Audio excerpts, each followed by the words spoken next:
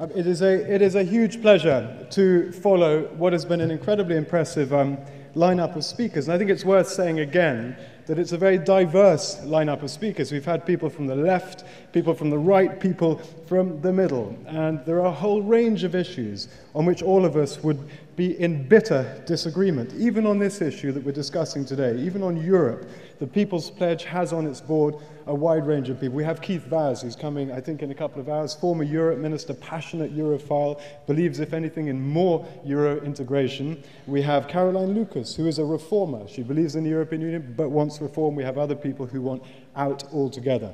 But what unites all of us is a very simple but strong belief that democracy is more important than party. This issue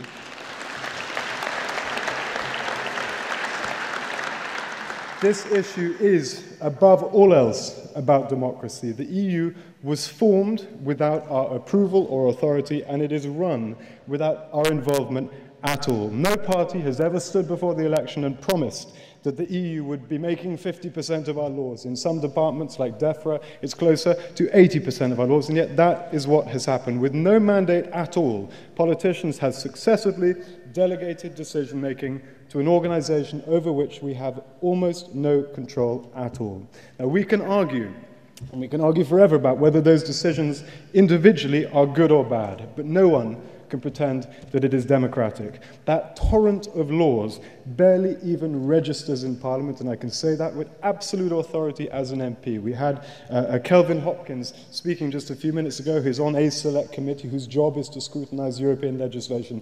He will tell you, as any other member of that organization will tell you, that it is simply impossible to keep track of the laws that come from the European Union. 80% of DEFRA laws, the select committee that covers DEFRA's work, has a hard time following the 20% that they're able to scrutinize. And beyond that, people will point to the MEPs. We still have an opportunity to vote. Well, how many people, not just in this room, but how many people in the country believe that when they cast their vote in a European election, it will have the slightest impact in terms of how Europe is run? With the very, very honourable exception of Dan Hannan, who you heard earlier, it is almost a pointless gesture.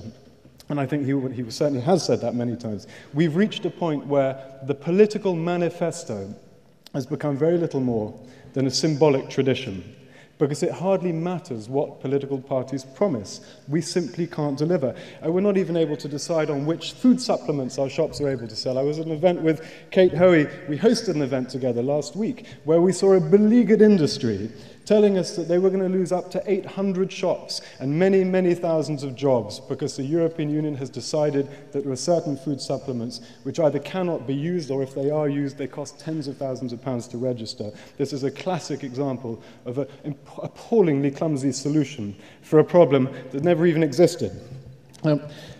Some people clearly, although according to the polls today, a minority, are enthusiastic about the direction in which we're going.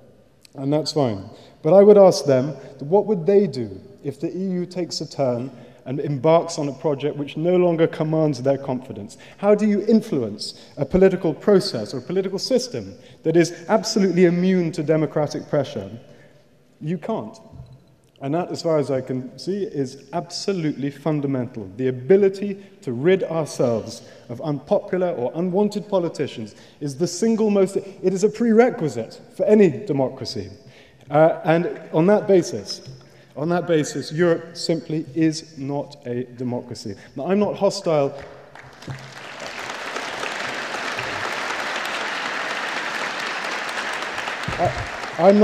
I am not hostile to Europe, and I want to make that very clear. I have half my brothers and sisters, at least the ones I know about, have English as a second language.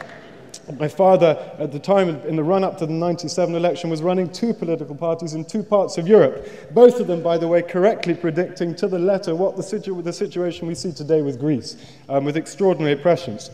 I am not hostile even to the EU or some of the EU decisions that we are seeing. I mean, there is without a doubt in certain areas the European Union has made progressive decisions, whether we like it or not. There are some decisions which are, in my view, best taken at a pan-European level. But democracy is not negotiable. And I say this to all the political parties, certainly the main political parties. You cannot play to the gallery before an election and expect to be able to U-turn afterwards without consequence. There is...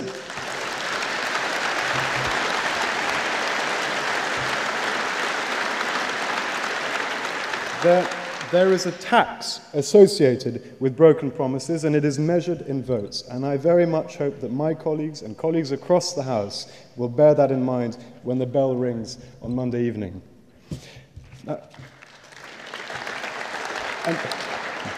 It's my job to introduce the next speaker, Chris Bruni-Lowe, who's one of the co-founders of this very brilliant organization that has organized today's event. He has been instrumental in devising the campaign strategy, which is all geared around putting immense pressure on MPs who've made this pledge many times, either before the election or since. It's about ensuring that those MPs keep to the promises that they've made. He's now going to tell us what more can be done, practically speaking, between now and Monday night to ensure that MPs do keep to the promises they've made so often. And before we hear, actually from Chris, I've got it slightly wrong, before we hear from Chris, we're going to see a short film. Thank you very much.